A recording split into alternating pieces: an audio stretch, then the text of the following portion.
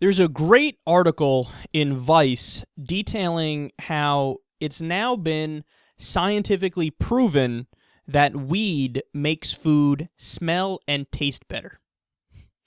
For people who smoke weed on a regular basis and they're listening to this right now, they're like, why did I even click on this? Why am I listening to this? Did they do that study at the University of No Shit? Let me give you some details. They say, quote, a study published in Nature Neuroscience found that the brain's cannabinoid receptors promote food intake in mice by increasing odor detection.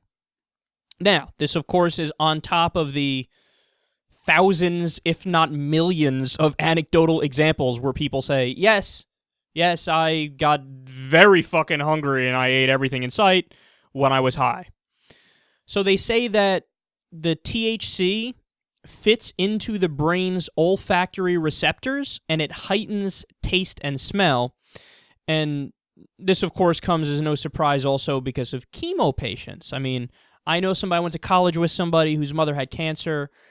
She beat it, but only we would allow her to eat and hold it down. Nothing else would allow her to eat and actually keep it down. And chemo patients, so many chemo patients have said that it's because of marijuana that they're not becoming super de-duper rail thin and dying of starvation because they couldn't keep anything down while having the chemo unless they smoke weed. So Vice also talks about a woman who used to cook weed brownies in San Francisco. This is really interesting. During the AIDS epidemic for patients who were rapidly losing weight and had no appetite. And it worked. Plain and simple. So when HIV becomes AIDS and it really gets into the final stages, there's this degenerative thing that happens.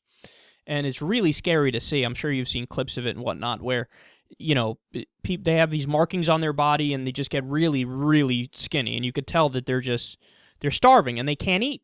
They can't eat. Now, I don't know, is that because their immune system is shot from the AIDS? Is that for other reasons? But for whatever reason, the medicine, I don't know, but they can't eat, they can't hold it down unless they smoke weed. Now, is it 100% across the board? I'm not sure, but in many cases it was successful, and because this woman did this fantastic work where she's doing charity and giving people medication that they need, she was arrested 3 times. How many times have we heard this story before? Somebody doing something good, but if it's related to drugs in any way, shape, or form, go to jail right now. Now, another area Vice gets into is there are researchers in America who knew this reality that marijuana helps people eat when they can eat, it helps them hold it down, and it heightens sensory perception and pleasure. And that's why a lot of people say when you have sex on weed, it feels fucking fantastic. So they knew this, and they were going to study it in the USA. And what happened? The government body responsible for allocating marijuana to be legally studied refused to give it because they only wanted to give weed out to people who did studies of it in a negative fashion.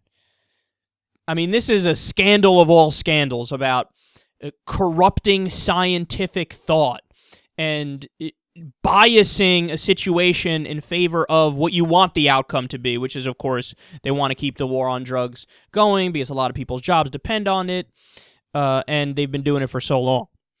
So it's a fucked up thing, man, that we still haven't gotten to the point where we accept that there are so many medicinal uses for marijuana. But I mean, look, the aspect to this that I kept thinking about as I was reading it was, I mean, drugs in general have positive reactions with most people. Don't get me wrong, I get it, that there's some percentage of the population, they really have addictive personalities and they can't help it and they'll destroy themselves if they take certain substances. But I believe in the research of the expert, the Dr. Carl Hart, who said, hey, only, 10%, 20% max of people can't handle drugs. Everybody else could handle pretty much any drug. So there are people who recreationally use cocaine, recreationally use heroin, recreationally use weed, LSD, other psychedelics, you name it. People do it. Okay? And I know from personal experience, I had a bunch of pills left over after I got my wisdom teeth pulled out. And the dentist, I should say, gave me the good stuff because he knew my father. So he gave me a script for like way more Vicodin, or I actually think it was Percocet, which is stronger, than I needed. And he was kind of like a wink and a nod, like, go ahead, buddy. Do your thing.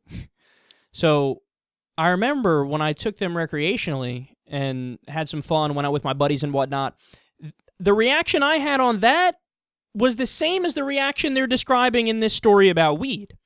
How I was like, oh my God, I want to eat like everything, bro. Let's get some cookie dough ice cream. Let's get some Cheetos. I want a Philly cheesesteak and a double cheeseburger, and I want to get a chicken sandwich and then get some pizza, Sicilian preferably, but actually let me get some sausage pizza also. Pause, that sounds kind of gay, but you know what I'm talking about, bro. I just want to eat. Like, let's just eat, and I just feel so good. Oh, this is awesome. So, what's the moral of the story? The moral of the story, as you've heard me say time and time again, is that do not buy into the insane reefer madness mentality that you hear everywhere else, where they say drugs are bad, drugs are always bad, you need to be puritanical, you need to never do drugs, you need to never do substances. Nonsense! Recreationally used as long as you know you can handle it and you don't go overboard. There's nothing wrong with recreational drug use. Every society ever has done recreational drug use, and the people who do it are happier than the people who don't do it, and they have many positive effects. Let's stop pretending like drugs, including weed and other ones, that they don't do anything good. They do many, many, many things that are good.